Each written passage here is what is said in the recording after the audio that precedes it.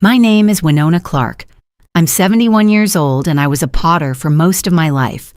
For 32 years, I lived in the same cedar-shingled house by the waterfront, where I raised my daughter Claire, buried my husband Walter, and carved every memory that ever mattered into the breeze and the boards of that house, until one Sunday in October, it no longer belonged to me. The sun was setting when Claire stood at the edge of the deck and said it, her voice calm but final. "This is their property now. You should leave." Not, "Mom, can we talk?" Not, "I'm sorry." Just that. She meant Daniel's parents, the Salter family. They didn't speak to me, just stood behind Claire with champagne glasses in their hands, already walking through my French doors, as if they had always belonged. I said nothing. I didn't plead. I didn't cry. I listened. I heard the new electronic locks beeping behind me. I watched as Claire typed in a code I didn't know. I listened as the gates closed me out. And then I walked down the gravel path, past the rose bushes I planted for Walter after he died, and didn't look back. I didn't need to. I remembered every inch of that estate. The redwood beams Walter hauled from Oregon, the corner kitchen window where Claire once pressed cookie dough shapes onto glass, the wood-fired kiln Walter built for me, stone by stone. They took the house, but they forgot. I still held the title. When Walter passed, he left the estate to me in full. I had never transferred it, never sold it, never signed it over. Claire never asked if I had. She just assumed, like most people do with women like me, quiet, aging, alone. That evening, as they clinked glasses to their new family legacy, as they toured the upstairs gallery and called it a great spot for Daniels, parents to retire, I was in a courthouse an hour away. I had spent the day filing an emergency injunction and presenting the original deed.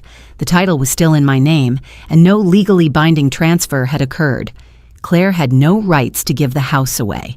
It wasn't hers to give. By 7:42 p.m., a certified court officer was standing outside the estate gates, and when they opened the door for what they thought was another guest bringing wine, they found a legal order taped to the front door, a court seal stamped in red, my name above theirs. Before I tell you what happened after that moment, how Claire reacted, how far things went, I want to go back. Because stories like these don't begin with court orders. They begin with the quiet things, the little neglects, the slowly closing doors. They begin with love. But first, if you've ever felt like someone erased you from your own legacy, if you've stood at the edges of something you built and watched others claim it while calling you a burden or too much, then I hope you'll stay with me through this story. Not because it's dramatic, but because maybe, like me, you've learned that dignity can be reclaimed in silence. Let's begin. I used to teach art. That was the plan anyway. I had a spot lined up at a local community college right after graduate school, with a small ceramic studio I rented behind an old bookstore. Walter supported me completely. He said, "Let the world see what your hands can make." But life doesn't always wait for dreams. Walter's heart gave out on a Tuesday morning. I was 37, Claire had just turned 12. After the funeral, I sold the studio and packed away the lesson plans I never got to teach. Art became a luxury I couldn't afford. Bills stacked up like bricks. I needed something stable, predictable, and medical records paid better than Clay ever did. So I became a records manager at St. Alora's Hospital. It was fluorescent lighting, endless filing cabinets, forms and codes in gray. Nothing about it fed my soul, but it kept the heat on. It kept Claire in ballet and later in piano lessons. And it kept her moving toward a future that didn't have to bend around grief the way mine had. She was bright, so bright. There was never a doubt she'd go far. I still remember the envelope from Brown University, how she screamed and dropped it in the kitchen, how I hugged her so hard she spilled her tea on the acceptance letter. I didn't mind. I framed it anyway. Every birthday, every school concert, every late-night call from the dorms, I was there. I made sure she never lacked. I took double shifts, skipped vacations, sewed her dresses when she needed something for an event. I even learned how to do taxes with scholarship forms just so she wouldn't have to worry. Looking back, I don't think I meant to disappear. It just happened one unspoken decision at a time. When she was young, it made sense. I'd eat leftovers so she could have a full plate. I'd wear the same coat 5 winters so she could go to prom. I stopped buying myself books, stopped making things with my hands. I was tired, always tired. But it felt right. Mothers do that. We erase the little pieces first, our wants, our names on things, our photos on the wall. Then the big ones, our needs, our time, our presence in the stories being told. I remember once at Claire's wedding, someone asked Daniel's mother what she did. "Oh, I host gallery events," she said. When they asked me, I said, "I work with hospital charts." She smiled kindly and said, "How important?" No one asked me again after that. Claire and Daniel moved in with us for a while after the wedding, just until they got on their feet. I cooked, cleaned, made sure everything was stocked. When Claire got her job at the consultancy firm, I watched her beam like the sun. Daniel would leave his dishes half-washed, and I'd quietly finish them. I'd pull the weeds, pay the extra bills. It felt normal. It felt like love. But then, things changed. Slowly. Claire started calling less. They stopped joining me for meals. The music in the house shifted from Debussy to whatever podcast Daniel liked to play on speaker. My birthday passed 1 year with only a text. "Sorry, Mom, things got busy." It didn't hurt, not at first. I told myself it was life, that I had done my job right, that they were busy building what I had always wanted for them. But something inside me started folding. I became smaller in the photos, further in the seating chart, uninvited from the business retreats Daniel's firm paid for, even when they used the estate as the venue. I stayed home and fed the cats, watered the fig tree.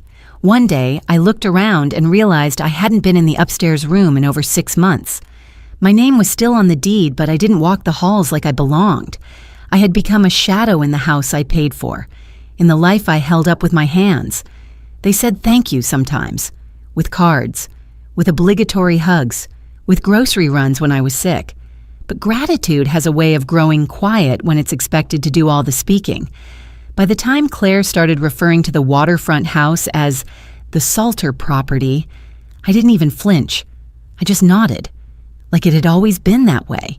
And in a way, I suppose it had. I gave them everything I had. I carved my daughter's future out of the bones of my own. And somewhere between Walter's death and Claire's last dinner at home, I stopped being a person. I became a backdrop, a frame around their lives, silent, sturdy, convenient. But frames hold more than pictures.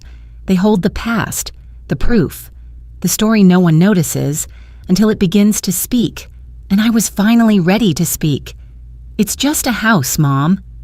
That was what Claire said, almost casually, as we stood on the back deck where the wisteria used to climb. She wasn't angry. She wasn't cruel. She was efficient, soft-spoken, like she'd been practicing the line. "You've had it for so long," she continued, stirring her tea with the little gold spoon from my wedding set. "And Daniel's parents? They've never had anything this stable. They deserve that kind of security. Especially at their age, I watched her speak and wondered when her voice had started sounding like a press release. Polished, measured, every word wrapped in the packaging of reason. "They deserve it," she repeated. I didn't say anything at first. My fingers curled around the railing, steadying myself. The lake behind her shimmered like it always had, unbothered, unchanging. She didn't look at me when she added, "We thought it made the most sense." We. That word echoed more than I'd like to admit. That night, they moved me into a side room off the guest house. Claire called it cozy, with a smile that didn't reach her eyes.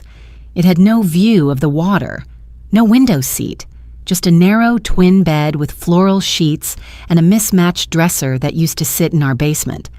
I told myself it was temporary, that it didn't matter, that I didn't need the lake view. But when I sat down that first night and saw the cracked baseboard, the blinking ceiling fan, and a note from Claire that read, "Thanks for being flexible, Mom," I felt something inside me sink, quietly, like a boat slipping below the surface. I wasn't invited to dinners after that. They started eating in the main dining room again, the one with the chandelier Walter hung himself, carefully measuring each chain to be perfectly centered. Daniel's parents, Judith and Gerald, sat where Walter and I used to sit. They brought wine from Napa, talked about golf and gallery exhibits, made plans for the remodel. I stayed in the guest house, heating soup in the microwave and listening to laughter echo from the main house. Sometimes I'd walk to the edge of the garden and stand in the shadows, just to hear Claire's voice again. But even that felt like trespassing. One afternoon, I stepped into the kitchen to make tea, thinking they were out. Claire was there, barefoot, arranging cut flowers into a ceramic vase I had made years ago. She didn't turn around when she said, "You know, Daniel's parents have been so generous. They're even covering the cost of the new deck." She turned then, smiling. "It'll extend all the way toward the water." "Great for hosting." "Hosting?" I asked gently. "Yes. Company parties, small receptions. Daniel thinks it'll increase the property's value if we ever want to refinance." I opened my mouth, then closed it. "You're being quiet," she said. I set the kettle down carefully. "It's just, I thought this was home." Claire laughed a little, not unkindly, just distant. "Mom, you always say that, but this place is too big for you anyway. You were talking about downsizing just last year, remember?" I remembered. I had said it in passing after tripping on the back steps during a rainstorm, but I had also said I couldn't imagine leaving this house, that every corner held Walter, that the walls still smelled like his cologne in the spring when the air came through the screen door. None of that had made it into her version of the story. "You've got your space," she added, "and we'll make sure you're comfortable." I promised Judith entered then, her sandals clicking on the tile. "Claire, darling, I've sketched out a new layout for the sunroom. I'm thinking a reading nook and maybe a yoga corner. The current setup feels dated." Claire nodded eagerly. "Perfect. We'll start with the walls next week." I was still there. I was standing right there. But they didn't look at me, didn't ask what I thought. It was as if I were furniture, left behind but not considered. That evening, I walked the long path back to the guest house. The roses I planted with Walter had been trimmed back, almost entirely. The garden bench we had painted together was gone. Probably firewood now. Inside, the room smelled faintly of mildew and lavender spray. I sat on the bed, staring at the chipped corner of the dresser. I'd become an afterthought in my own life. They were renovating around me, reshaping the house I built with my own hands, and every blueprint, every decision carried the same unspoken message. You are no longer part of this. Still, I didn't yell. I didn't fight. I just folded the note Claire had left me and placed it in the drawer. But that night, for the first time in years, I opened the old chest where I kept our original purchase documents. I ran my fingers along the embossed seal of the title deed, the one Walter and I signed together in 1993. My name was still there, alone. And in the silence, I made tea. Then I made a plan. It was just after 2 a.m. when I opened my eyes, as if something gentle had called my name without a sound. The guest room was still, the ceiling fan spinning above me with a soft, uneven click. I sat up slowly, feeling the chill of September pressing against the windows. Outside, the lake shimmered under a full moon, its silver light spilling onto the floorboards like a farewell. I wrapped myself in Walter's old cardigan, the one that still smelled faintly of pine and clay, and walked to the door. The main house was dark, silent. No laughter, no footsteps, only the hum of appliances and the creak of a home shifting in its sleep. I walked through the familiar hallway barefoot, each step echoing memories I couldn't hold on to anymore. The kitchen table still had a wine glass from the evening before, lipstick faint on the rim. I didn't touch it. Instead, I walked to the front door, the one Walter built himself, from old oak planks salvaged from his father's barn. On the inside, just below the brass knob, he had carved our initials, W and W. We were young, sentimental. We believed carving your name into something meant it would last forever. I placed my hand on the carved wood. The grooves were shallow now, worn smooth from decades of opening and closing. It felt both distant and familiar, like the scent of a childhood blanket. No tears came. Just a quiet ache beneath my ribs, a chill in my palm that wouldn't go away. Letting go wasn't loud. It didn't crash or shatter. It simply unfolded, like breath leaving the body, like a door gently swinging closed. I stepped out onto the porch. The moonlight hit the water, casting shadows on the path I used to walk every evening with Claire when she was little.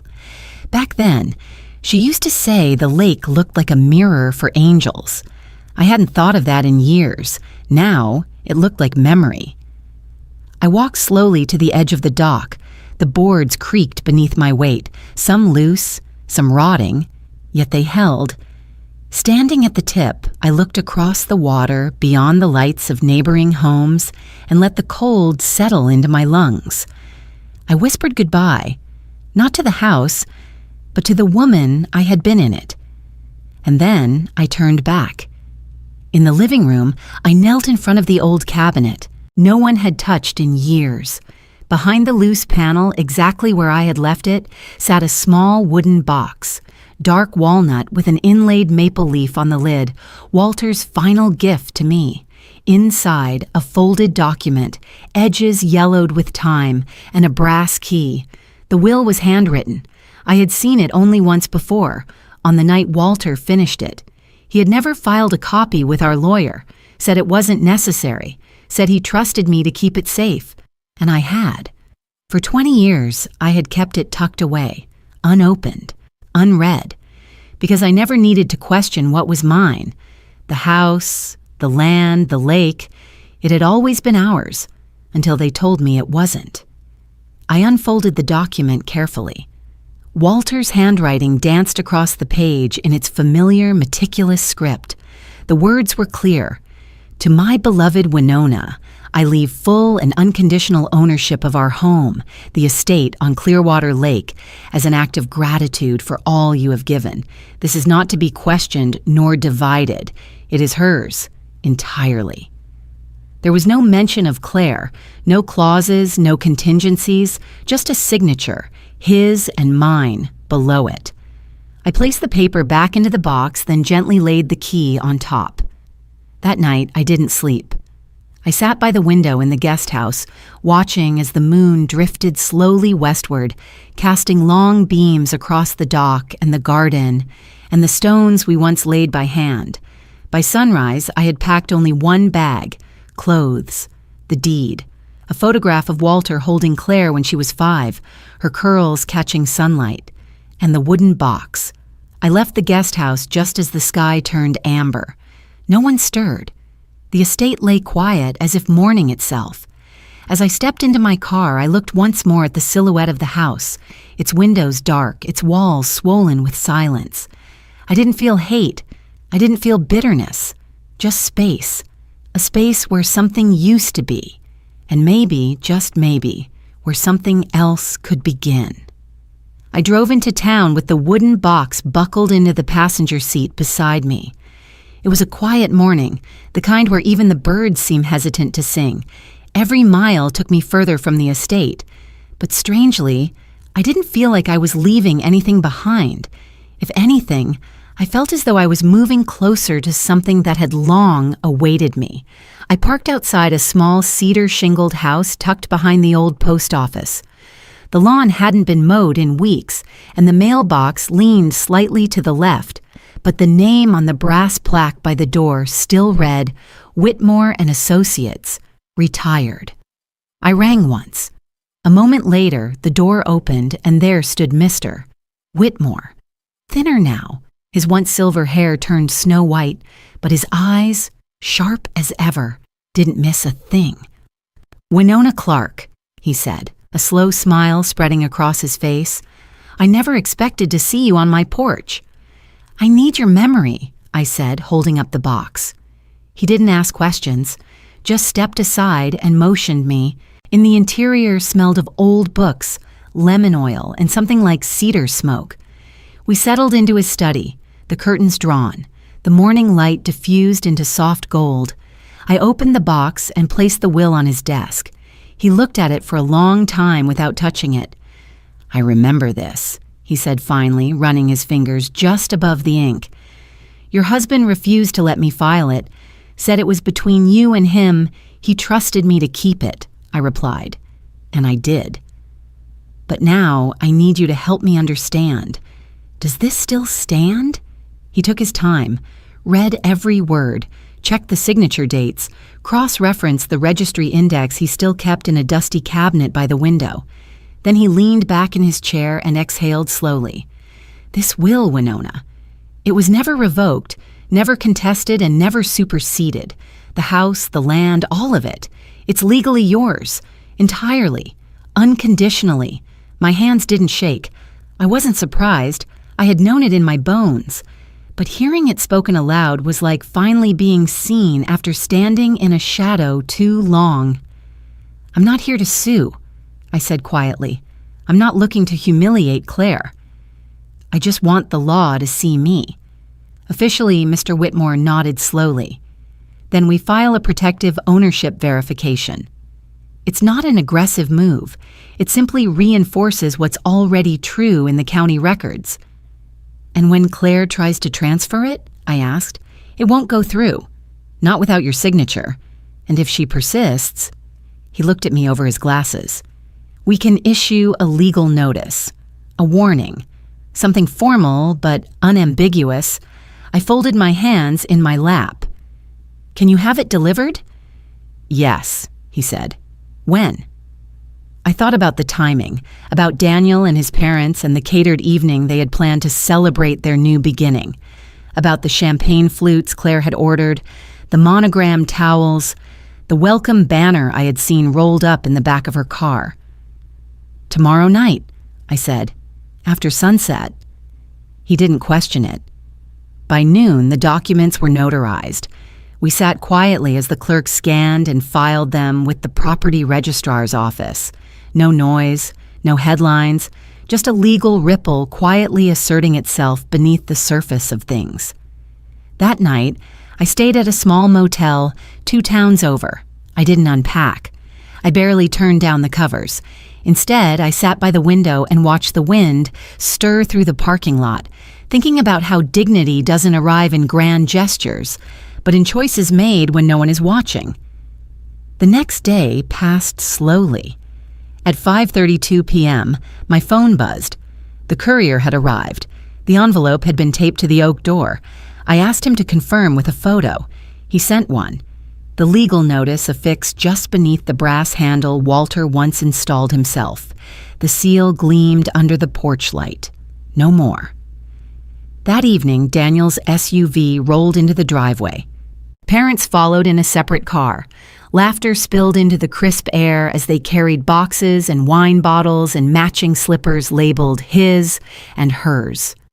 Claire stepped out last in a navy sundress, her hair pinned up like it was still her wedding day. And then they saw it, the envelope. The stillness that followed was almost sacred. I didn't need to be there. I didn't need to explain. Some truths unfold best in silence. They called it their new home, declared it their future, took photos for social media, toasted to new beginnings, but the land still breathed with my name.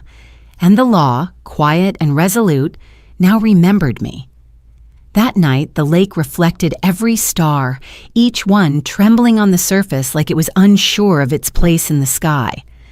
I sat cross-legged on the motel bed, the lamp dimmed low, a chamomile tea untouched beside me.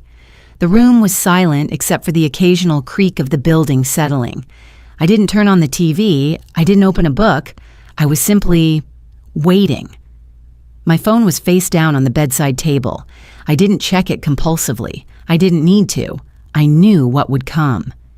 At precisely 6:12 p.m., the alert chimed, a subtle sound like wind through trees. I turned the phone over. One new file had arrived. Front door camera, motion triggered. The security system on the estate was still under my name. No one had thought to change the settings, or perhaps they assumed the change was already theirs to command. Ownership, I've learned, is not always about possession, it's about presence. And I had never truly left. I tapped the video. At first, the frame was still. The golden hour wrapped the estate in warmth. Daniel and his parents stood in the entryway, glasses of champagne in hand. Claire was beside them, holding a crystal decanter she must have found in the dining cabinet. I had once used it for holiday punch. She looked proud, flushed with excitement. Daniel raised his glass. "To new beginnings," he said. The others echoed, laughter following like birds in flight. They looked so sure of themselves, so unshakable in their joy. I watched them toast inside the home I had helped build brick by brick with Walter. I watched them claim their future atop my history. Then, the doorbell rang. Claire moved first, a smile still playing on her lips. She pulled the heavy oak door open and froze. Outside stood a man in a dark blue jacket, clipboard in hand. He said nothing, simply peeled the backing off a square of legal parchment and pressed it firmly onto the wood. The camera caught the motion cleanly, his fingers smoothing the corners, the county seal catching the light. The family stepped closer. Claire bent forward to read. Her body stiffened. Daniel took the paper next. His jaw clenched. His mother said something, her voice just out of range. She looked confused, then concerned.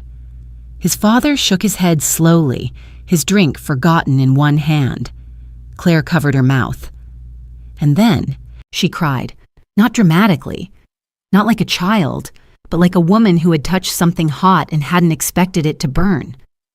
Daniel put his arm around her, but his eyes were scanning the street, like he was trying to make sense of who had sent it, of how, of why. He turned back to the door and pulled the paper off in one rough motion, but the adhesive clung stubbornly, and it tore unevenly, leaving behind remnants of the truth they hadn't wanted to see. The video ended there. I didn't replay it. I set the phone down. Outside, the wind rose gently, moving through the motel's pine trees with the quiet authority of someone who didn't need permission to pass. I didn't smile. I didn't cry. It wasn't triumph I felt. It was gravity, like something had finally settled after years of imbalance. That moment, captured and recorded, wasn't for revenge. It wasn't a reckoning. It was clarity. A single silent line drawn between what was given and what was taken. Later, I would hear from a neighbor that Claire hadn't come out of the house for 2 days, that Daniel had made several calls to the county office, that his parents had left early, their car trunk still half-packed. I never responded to any of it. Some truths don't need explanations, and some justice is served in silence. That night, I didn't dream. My mind, for once, didn't replay conversations or regrets. It just rested. I slept without interruption, without weight, without fear.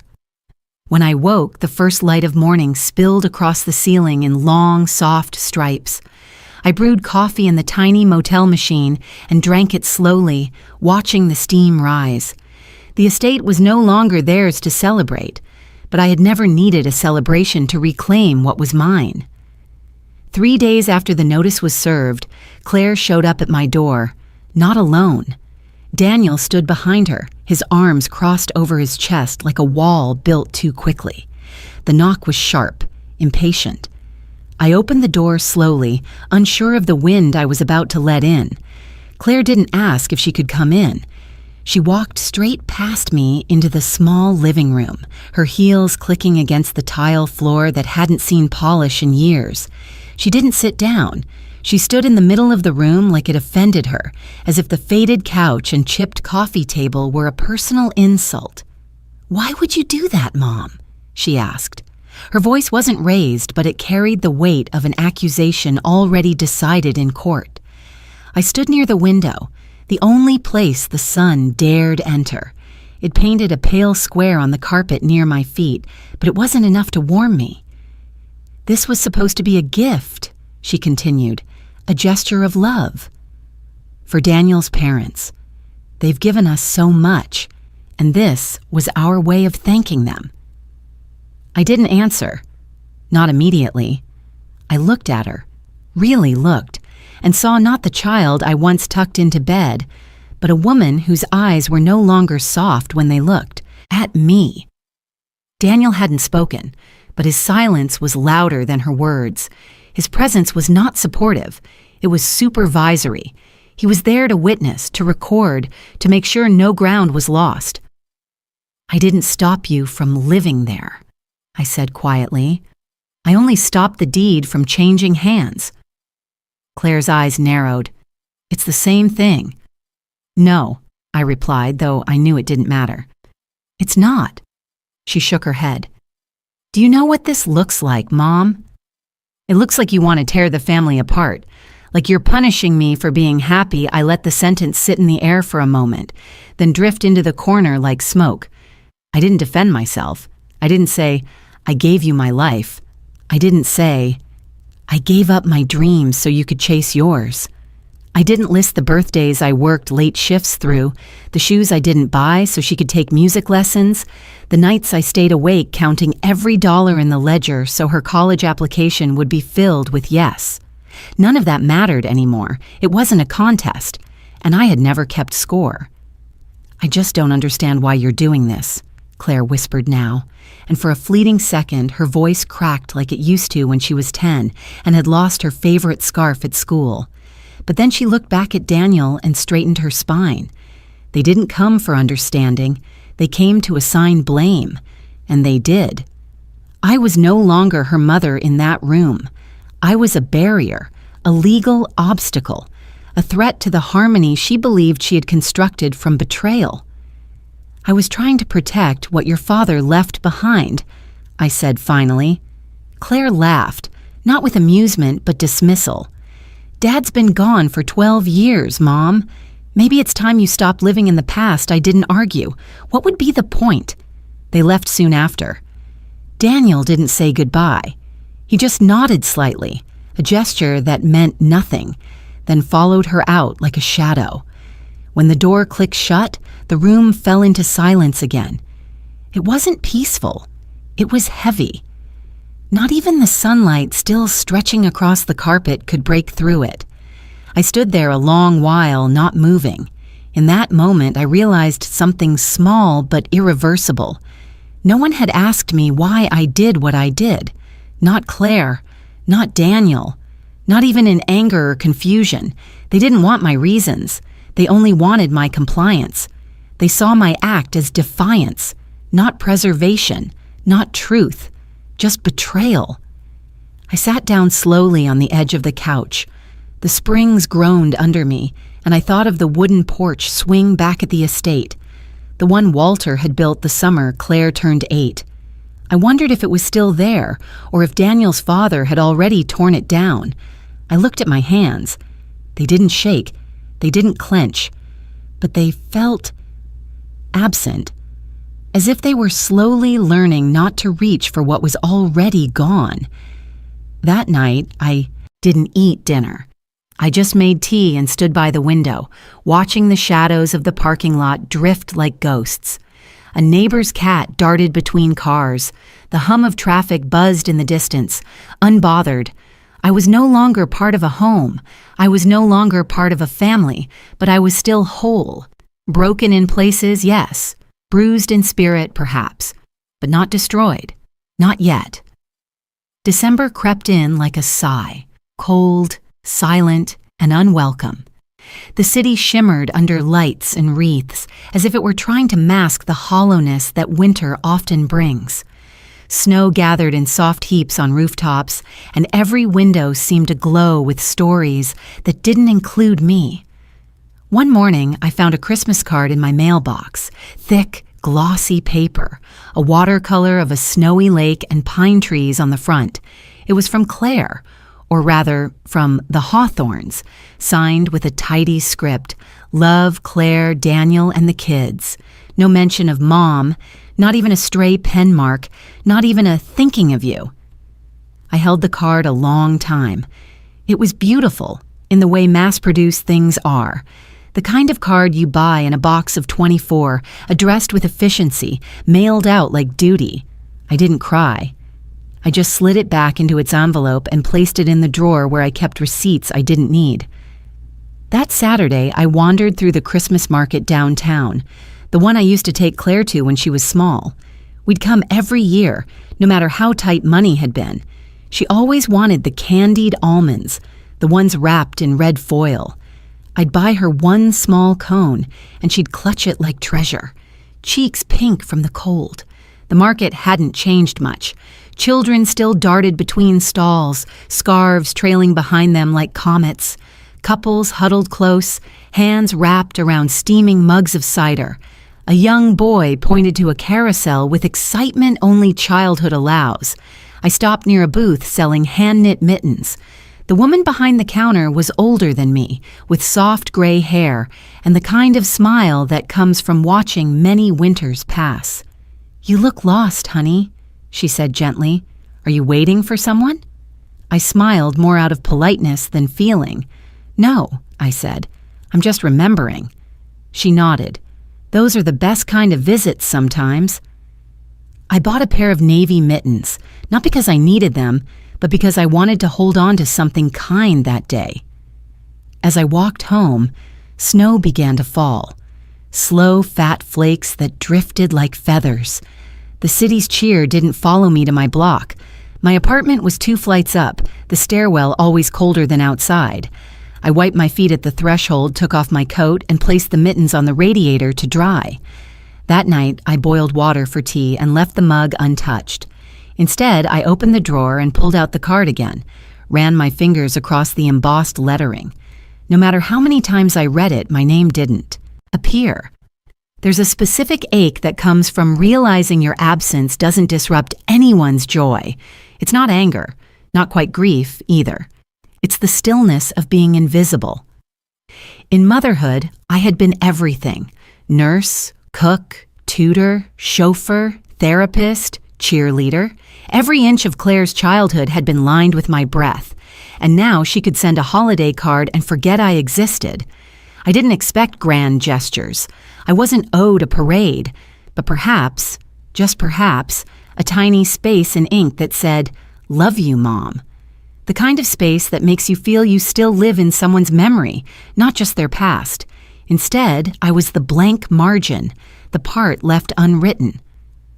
Later that evening, I bundled myself in a scarf and coat and stepped out onto the back porch. The snow had stopped, but the wind whispered through the trees. Across the alley, in someone's lit-up window, I could see a family setting the table. A girl, maybe 10 years old, giggled as she placed napkins. Her mother kissed her forehead, and the girl leaned into it like a cat into sunlight. I turned away, not out of jealousy, but because I wanted to let them have that moment uninterrupted. I walked to the edge of the porch and looked up. The sky was clear now, stars blinking like they knew secrets I'd forgotten. Somewhere out there, beyond time and memory, was Walter, the only person who'd ever truly seen me from the inside out, the man who once told me, "You are the still point of my turning world." Sometimes I whispered to him in the dark, not for answers, but for the comfort of being heard.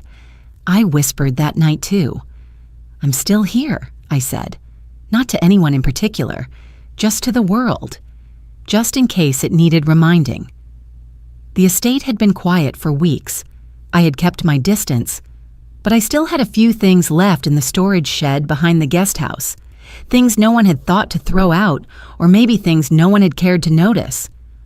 One Tuesday afternoon, I returned briefly. Claire was at work. Daniel, I assumed, was too. The place looked the same, yet felt utterly different.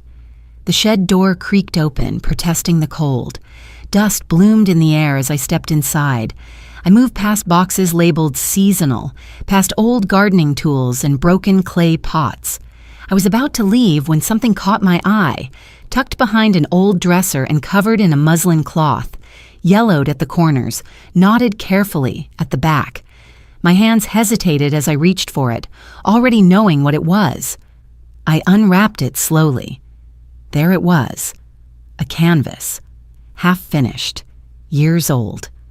The brush strokes were mine, a mother and daughter by the lake. Claire must have been 8 when I started it. I remembered the moment exactly, the way the wind had teased her curls as she leaned against me, our reflections caught in the rippling water. I'd wanted to preserve that peace, that closeness. But life had gotten in the way. Walter had gotten sick soon after, and I had put the painting away thinking I'd finish it later. But later became never. The brush marks around Claire's small shoulders were softer than I remembered. My own figure in the painting looked lighter, almost translucent. I had made myself into background even then, and yet something about the unfinished image stopped me. The palette was still wrapped in a plastic bag beside the frame. The brushes were stiff, bristles curled like old leaves, hardened by time. The paint tubes had dried out, but they were there. I touched the handle of the brush. It cracked slightly in my hand, the way memory does when you hold it too tightly. I didn't ask permission. I took the painting with me.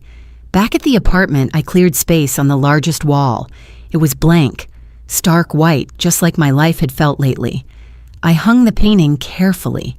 It leaned slightly to the left, but I didn't mind. It was the first thing on my walls that felt like me. For a long time, I just stared at it. So much had faded, not just the colors, but the memory of who I used to be. Before bills and schedules and permission slips, before hospital shifts and grief and mortgage payments, before I became just mom, then grandma, then her, then no one.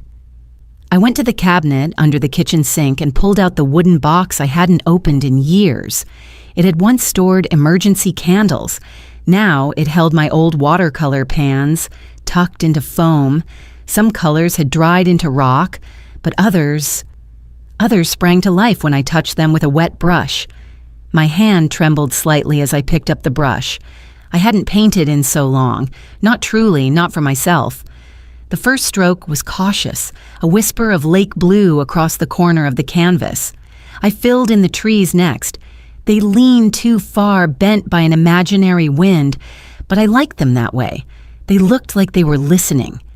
I darkened the outline of Claire's shoes, added shadows beneath our joined hands. The water grew deeper, the light on our faces warmer. I didn't try to make it perfect. I wasn't chasing perfection. I was chasing presence. Hours passed. I didn't check my phone. I didn't answer the door. I didn't think about what anyone would say. I was alone, yes. But for once, I wasn't lonely. I remembered what it felt like to belong to something that didn't demand anything from me. The rhythm of brush against canvas, the quiet hum in my head that drowned out all the noise of the past year.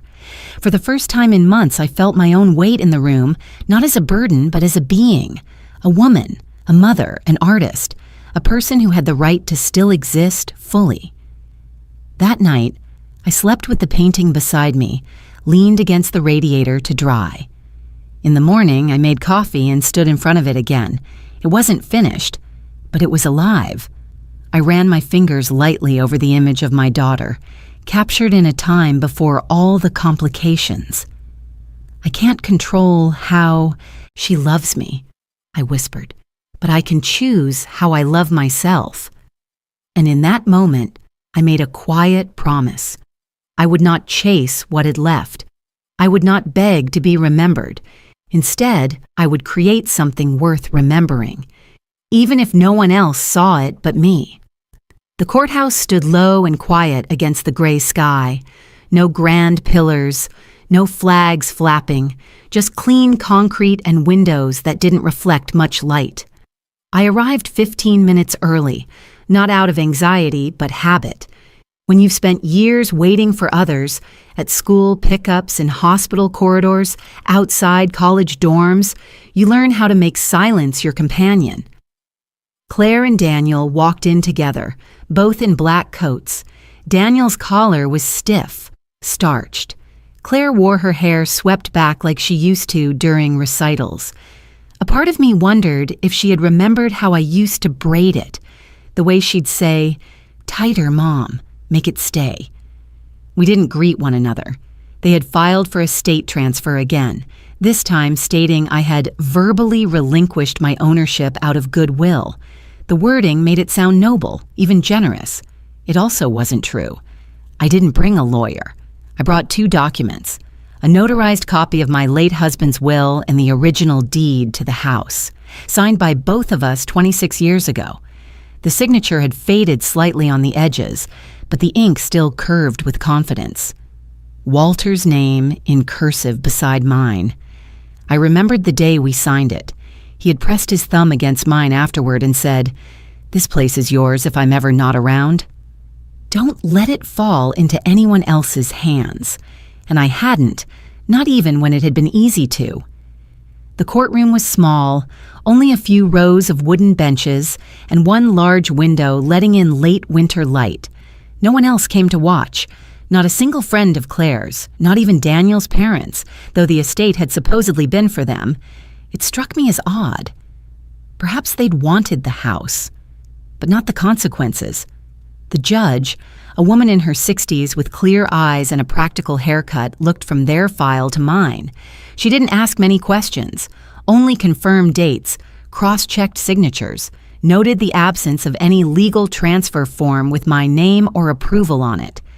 Claire's voice broke once when she said, "My mother said," she promised, "that this home was going to support our family too."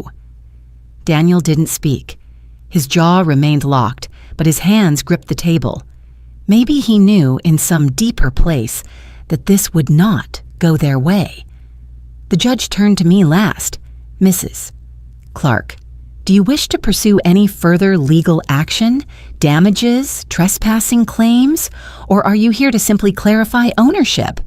I stood. "I'm not here to fight," I said, "only to confirm what was always mine." The judge nodded. She rested her palms flat on the desk, and after a long breath, she said the words, "There is no evidence this property was ever legally transferred. The estate remains the legal possession of Winona Clark, no gavel."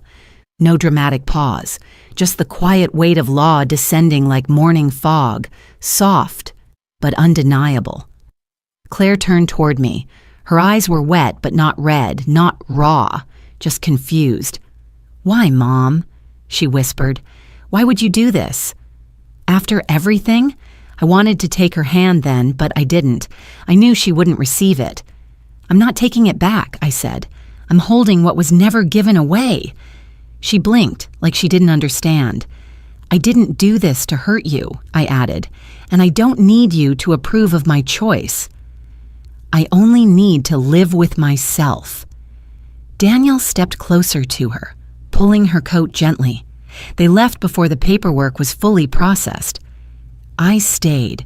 The clerk handed me the new official letter, sealed. "You'll receive a mailed copy, too," he said. "Thank you," I replied, folding it carefully into my bag. I didn't smile. I didn't celebrate. There was no music in my head, no vindication. I just felt settled. On the way out, I passed the plaque near the door that read, "Family Division, Courtroom B." I wondered how many mothers had walked out of here like I did, alone, quiet, but a little more whole than when they walked in. Outside, the air was brisk. A single red leaf skittered across the sidewalk, late for the season. I stopped at a bench nearby, the same one I had sat on the day Walter and I first went to register Claire's birth certificate. Full circle, I thought. I watched the courthouse doors. No one else came out after me. Just the wind, just the sky, pale and endless. And for the first time in a long time, I didn't feel like I had to explain myself to the world. I made my decision 2 weeks after the hearing. I wouldn't return to the estate.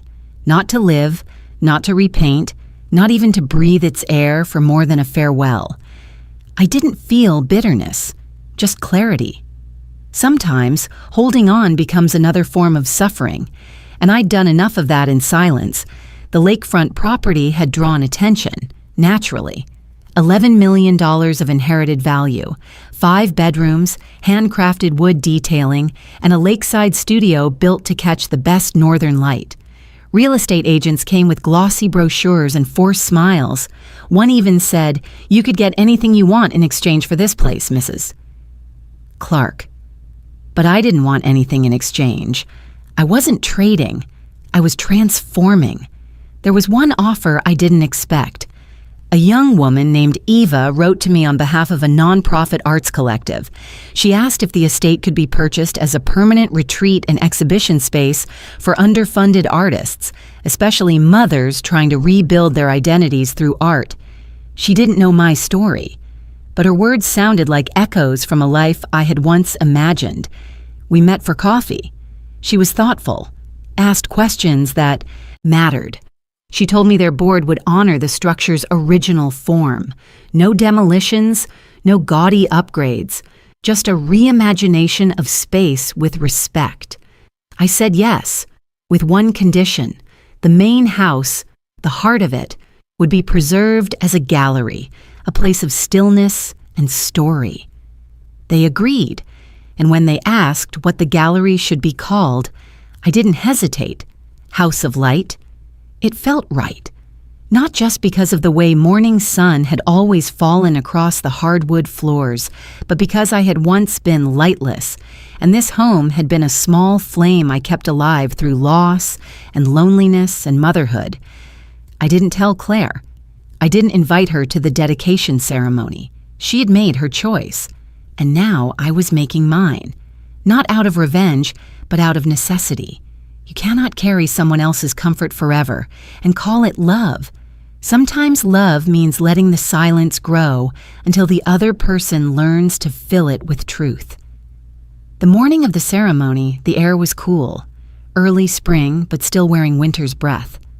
I walked the gravel path one last time.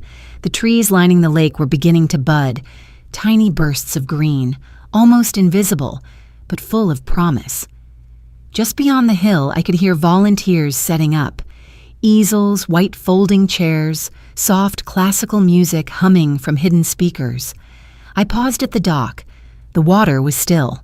No boats, just sky reflected in ripples. I knelt to touch the wooden railing, weathered now, but still strong. Walter had sanded it himself the year before he passed. I used to sit there while he worked, sketching nonsense and dreams, and he'd hum Sinatra off-key. I reached into my coat pocket and pulled out the old iron key, the one with the loop top and fading teeth. It no longer matched the new locks, but it carried more weight than any deed. Eva approached quietly behind me. She didn't rush me. When I turned to her, I said, "This house kept me alive when nothing else did." She nodded. "And now," I said, placing the key in her palm, "maybe it can do that for someone else." She didn't respond right away, just pressed her fingers gently over mine in thanks. No grand gestures, just understanding. We walked back together to the front lawn where the crowd had begun to gather. Students, artists, women with graying hair and hopeful eyes. No one knew my name. No one needed to. I wasn't the benefactor. I was just the beginning of something. As I stood before the porch, Eva announced the name. "Welcome to the House of Light. May it honor every story that was once too quiet to be heard." The crowd clapped softly. The wind moved through the leaves, and I felt something inside me loosen, like a breath I'd been holding for years, finally released. Claire never called, never asked why.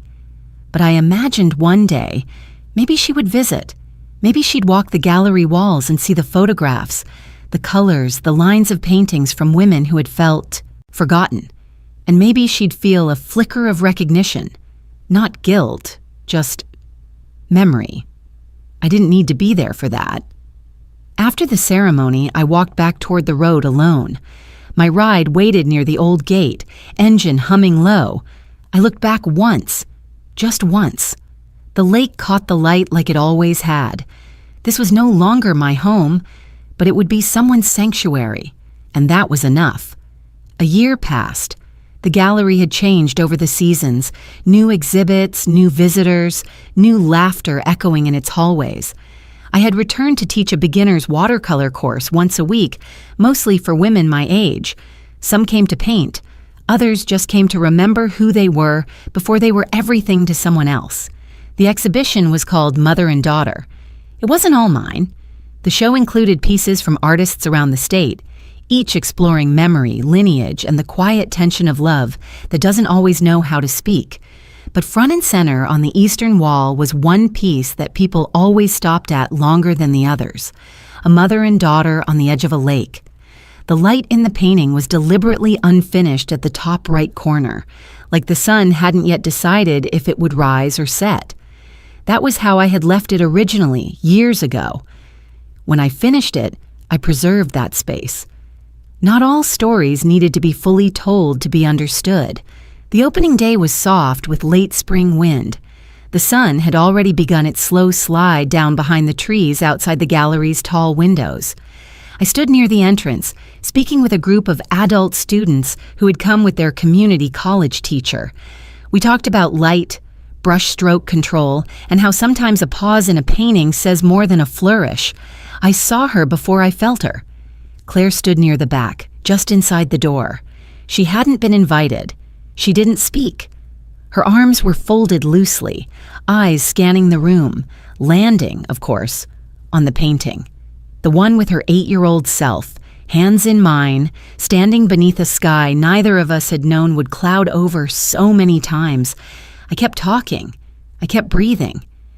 The students slowly moved on to the next room, their footsteps soft on the wood floor. And then she walked over. Not quickly, not with tears, just walked. She stopped beside me, both of us facing the painting. "I didn't know you were still painting," she said, her voice lower than I remembered. "I never stopped," I answered, looking straight ahead. "I just forgot I could." There was a long pause. Not awkward, not painful, just space. Outside the large window, the last of the day's light filtered through the leaves. It scattered across the floor, catching in the frame of the painting, exactly where her childhood face looked up at mine. We didn't touch. No hug, no collapse of anger into forgiveness, just standing. She said nothing more. Neither did I. But in that moment, with the scent of drying paint in, the air and the warmth of evening pressing gently through the glass, something shifted, not mended, not erased, but acknowledged. I could feel it in the way she didn't leave right away, in the way her fingers brushed the edge of the frame as she turned toward the next room, in the way her steps slowed, then stopped before she looked back once more, just once. And then she was gone. The sun dipped below the tree line a few minutes later. I stayed a while longer, collecting a few papers from the front desk, wiping off a smudge from the gallery wall, then locking the doors behind me. The building grew quiet, the kind of quiet I had come to love, not empty, but full of gentle after-sounds, footsteps that had moved on, conversations that had already settled. That night, I didn't go home right away. I sat in the little studio behind the gallery, the one with the cracked window and the stool that wobbled slightly if you leaned too far back, and I opened a blank canvas, just to see what my hands would do. The first line came quietly, without effort. Things a mother wanted to say but never did. I wrote it at the top of the page in a small leather-bound notebook I found tucked in the back of a thrift store, between worn-out cookbooks and dusty paperbacks no one had touched in years. It had a soft green cover and gold-trimmed pages that crinkled faintly when turned.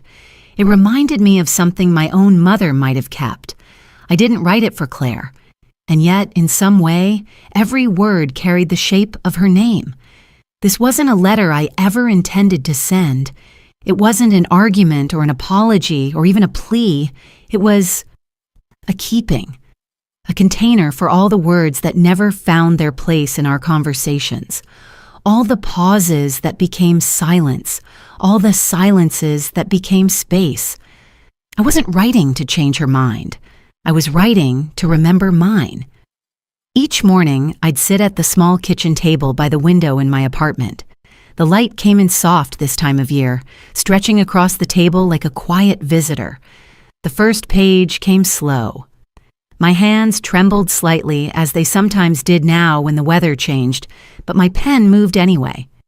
If you ever become a mother, Claire, I hope you remember that motherhood is made up of moments no one else sees, the night feedings, the quiet disappointments, the 100 small sacrifices folded into one simple act of love, showing up. I paused, took a sip of tea, and kept writing.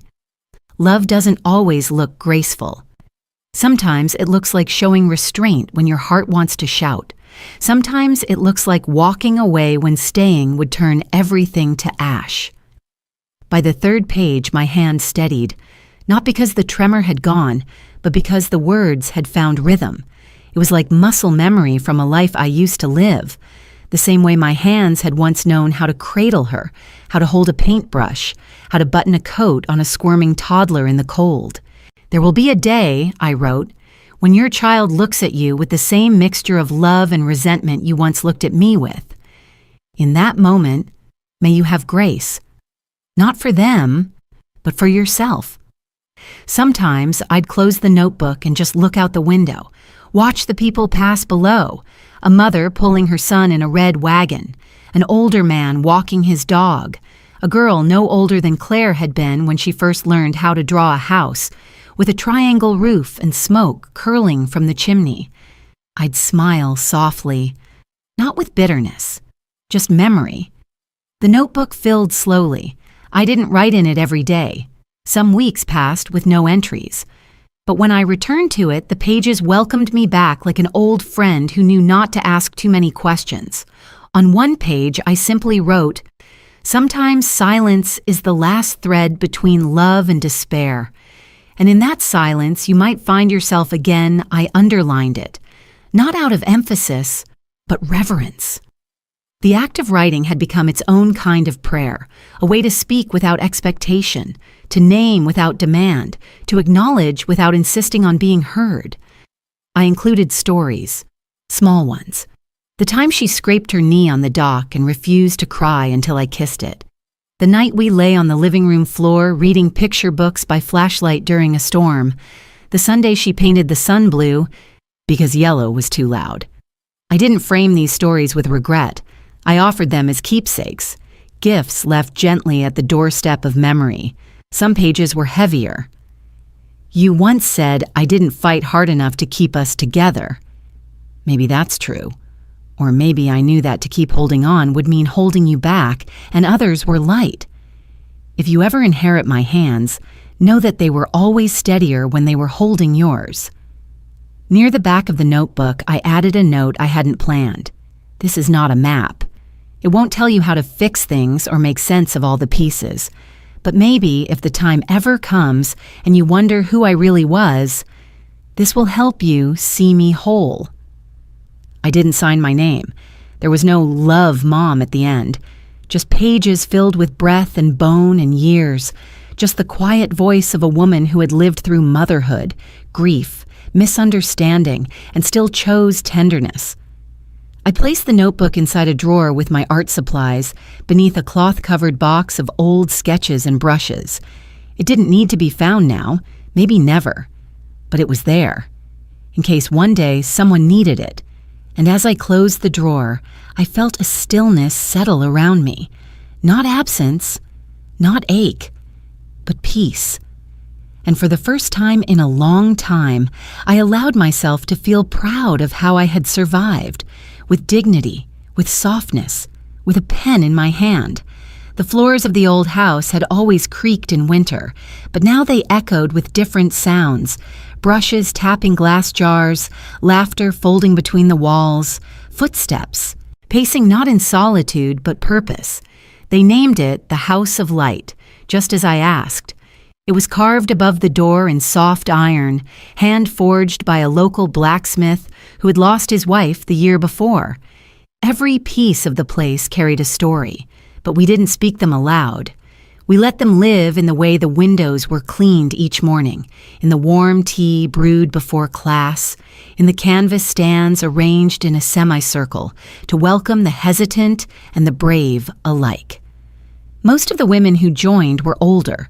Some came with husbands gone, others with children who lived in cities far away. A few had never married, their grief quieter, but no less real. They didn't come to learn technique. They came because something inside them still longed to express, to remember, to reclaim.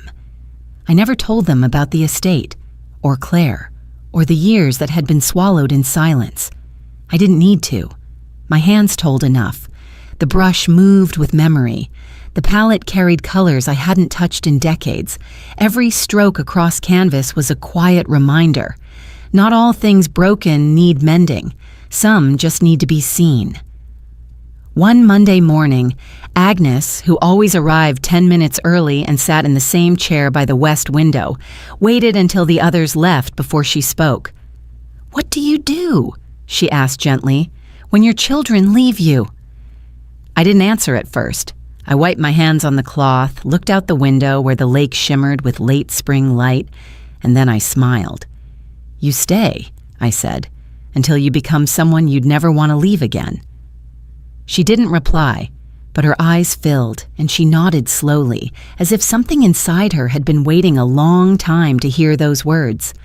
Some afternoons we painted with music playing low in the background, piano sonatas, sometimes a little jazz. Other days silence filled the room, heavy and sacred. We learned to honor both. I watched them bloom, each in her own way. Eleanor began with shaking hands and left her first month with a self-portrait she tucked into her coat like a secret. Doris only painted in shades of gray, but one day added a streak of crimson across the sky and whispered, "It felt like sunrise." Marjorie painted a meadow that looked exactly like the one behind my childhood home. She had never been there, but somehow she had known. We never asked each other for explanations. There was something about this place, this old house turned sanctuary, that didn't require justification, only presence.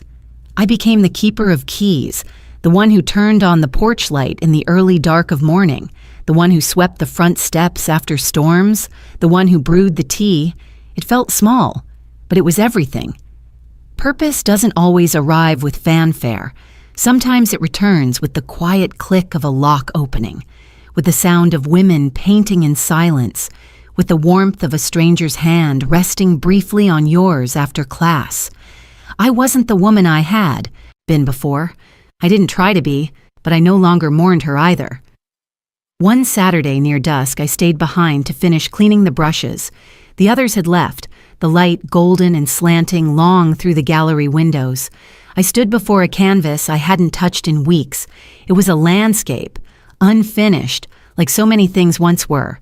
But now, I picked up a fine brush, dipped it in pale blue, and filled in the sky.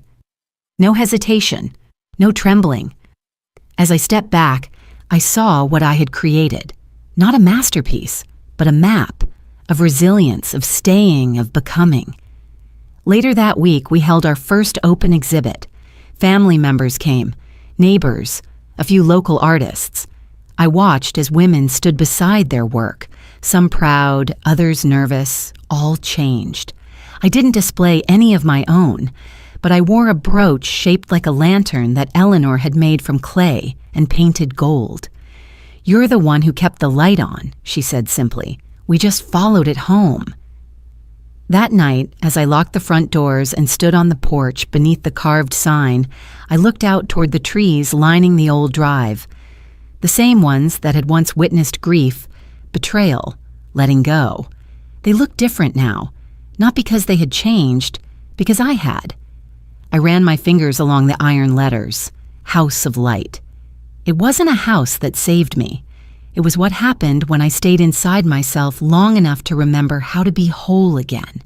And now, that light would stay long after me. The envelope was cream-colored, its corners hand-folded, not machine-cut.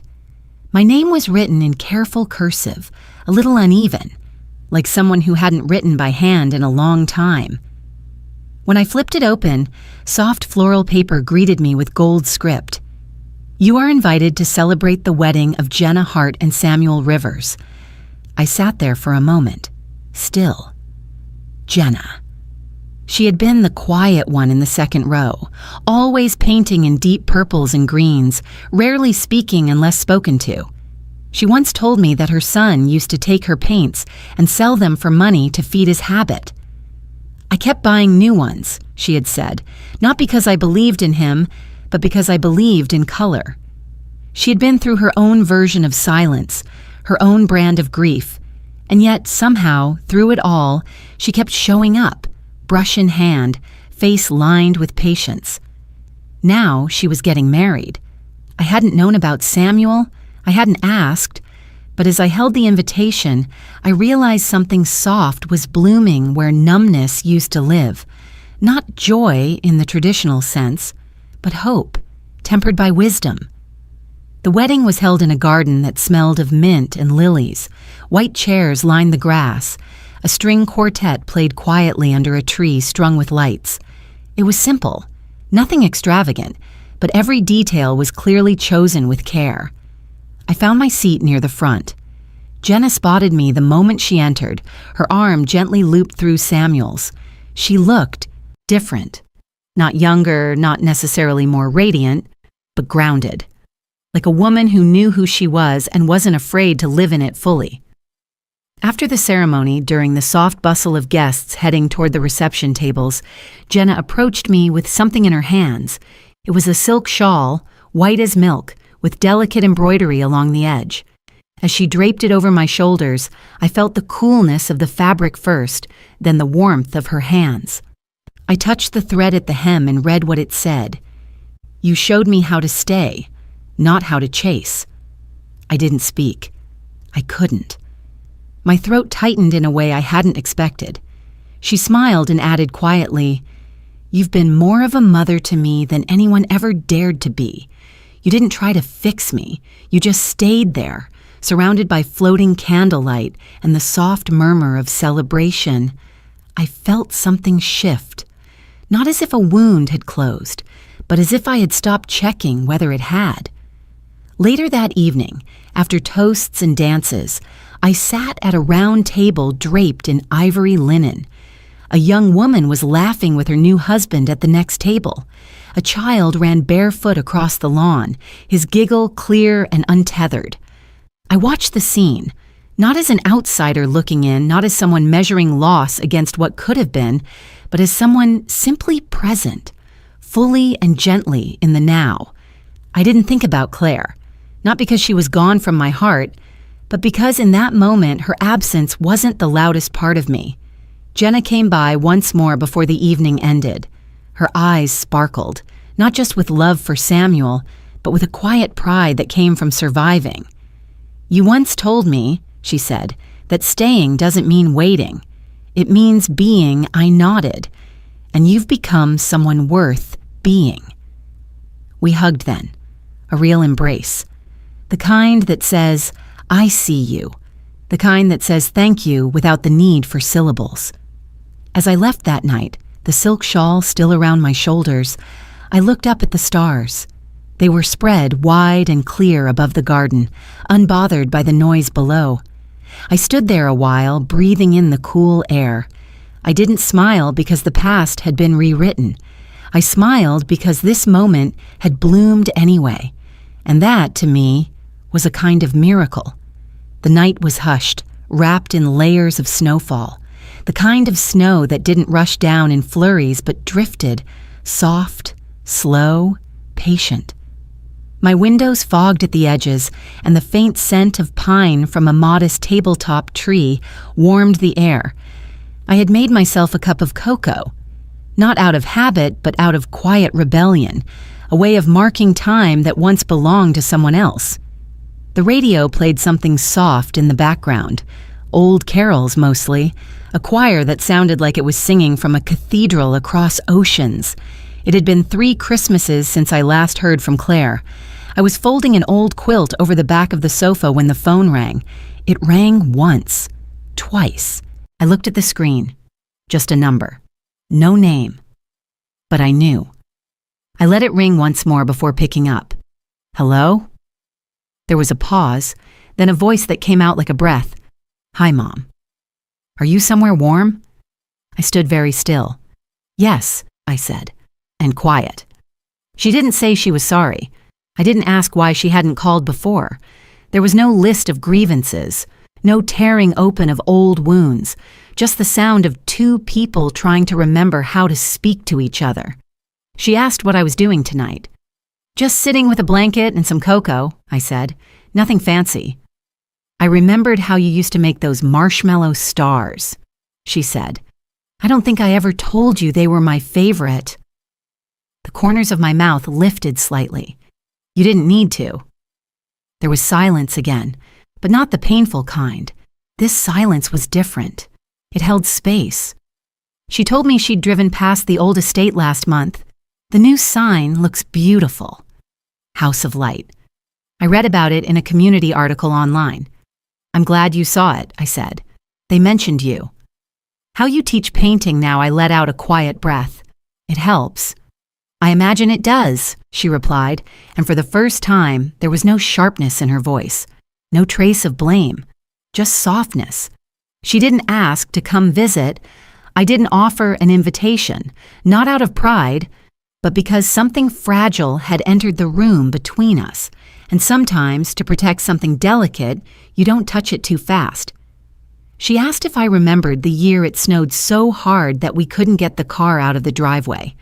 Your father tried to dig us out with a frying pan, I said, smiling into the phone. She laughed, really laughed. I closed my eyes. The sound was older now, lower, a little tired, but it was her laugh, and I hadn't heard it in years. We talked for a few minutes more, nothing deep, just touch points of memory that floated between us like ornaments hanging mid-air, light, untethered. And then she said quietly, I'm glad you picked up. I looked out the window. The snow had thickened, but there was still a glow from the neighbor's porch light. I wasn't sure I would, I admitted. There was a pause. I wouldn't have blamed you. I thought of all the winters I had waited for this moment, all the reasons I had prepared to build a dam of words if it ever came. And yet, when it did, I found no use for the dam, just the river, just the current. She didn't ask for forgiveness. I didn't hand it over. But I did say, just before we ended the call, you are always welcome, but I won't wait in the cold anymore. There was no reply, not right away, just the sound of her breath on the other end, like wind brushing against a closed door. And then she said, that's fair. We said goodbye gently, the way you place a fragile item back on a shelf, not knowing when you might pick it up again. After I hung up, I sat in the silence of my living room. The cocoa had gone tepid, but I didn't mind. I was warm, and it wasn't just from the blanket. Outside, the snow kept falling, unhurried, undemanding. Inside, a part of me settled, not because everything was healed, but because the wound no longer asked for attention every time it snowed. It had been a long time since I stood at the edge of that lake, not since I handed over the keys, not since I decided that home would no longer be defined by walls or deeds or names etched on a brass plate. Now it belonged to everyone. The estate had become part of the community's heart, transformed into something breathing, open, and wide. I had read the articles, seen the pictures, but nothing quite prepared me for the feeling of stepping onto that familiar path again. The trees were taller, or maybe I had become smaller in the way time makes us humble. Children ran down the wooden pier, their laughter skipping across the surface of the lake like flat stones. Families had spread picnic blankets on the old lawns, sipping cider, eating sandwiches, as if the land had always been theirs. In a way, It had. In a way, that was the point. I found the stone bench that faced west. It was smoother now, polished by weather and years. I sat down slowly, letting the breeze press against my face, lifting strands of silver hair from my cheeks.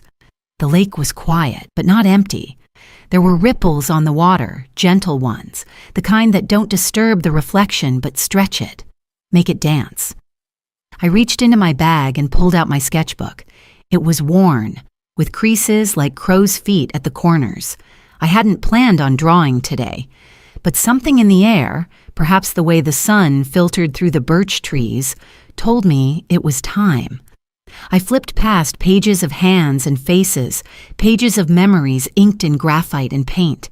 Then I came to a blank one.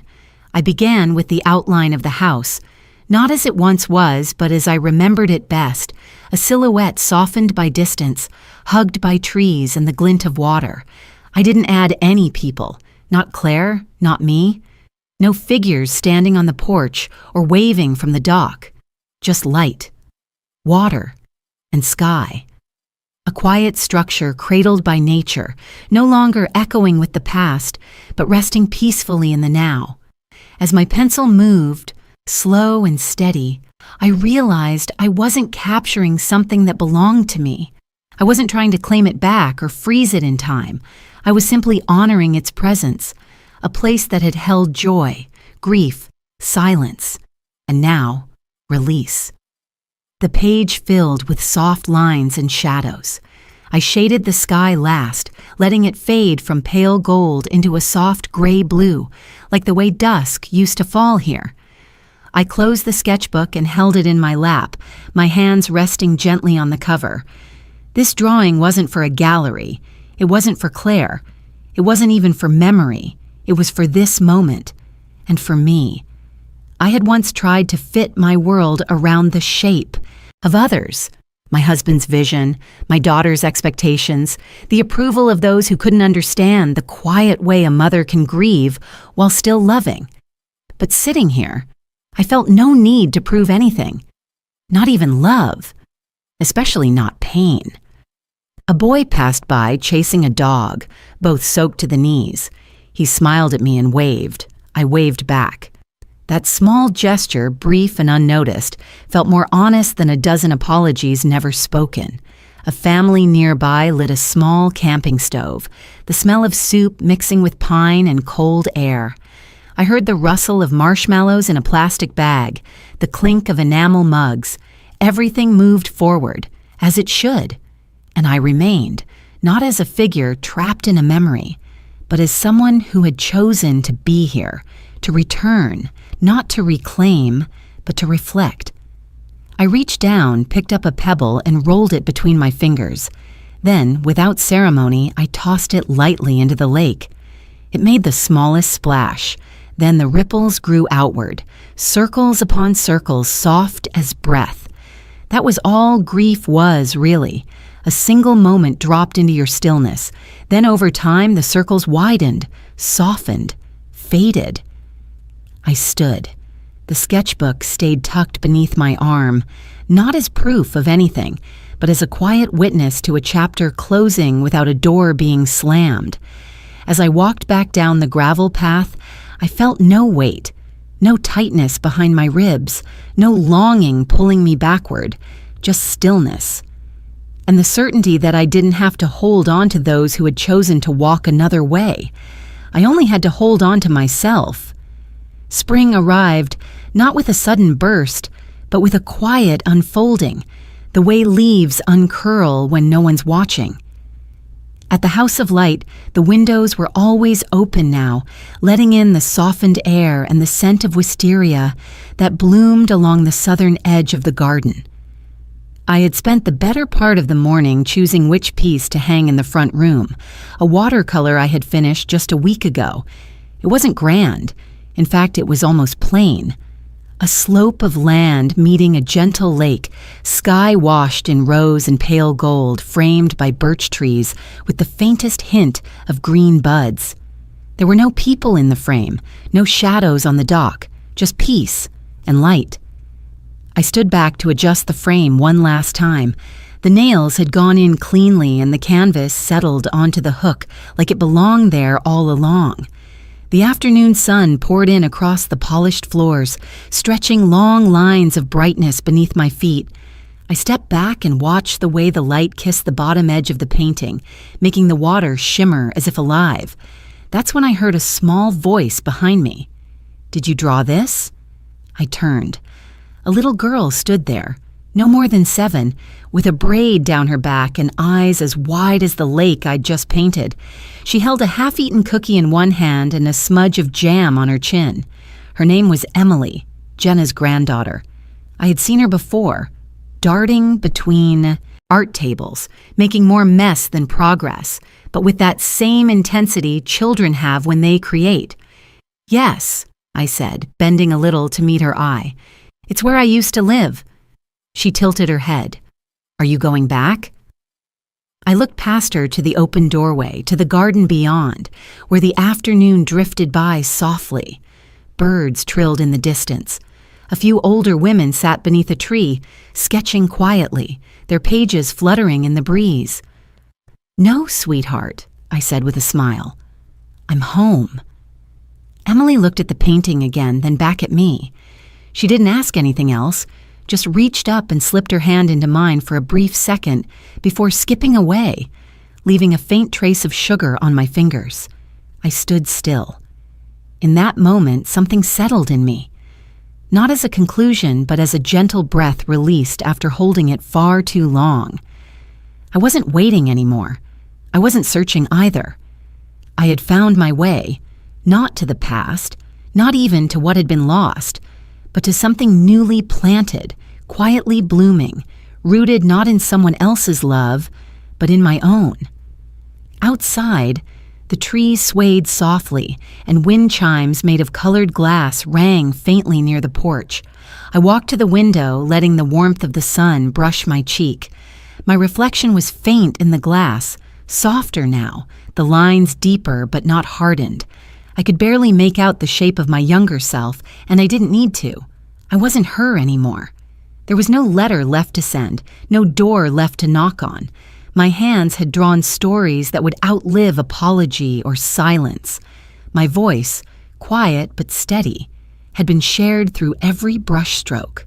That was enough.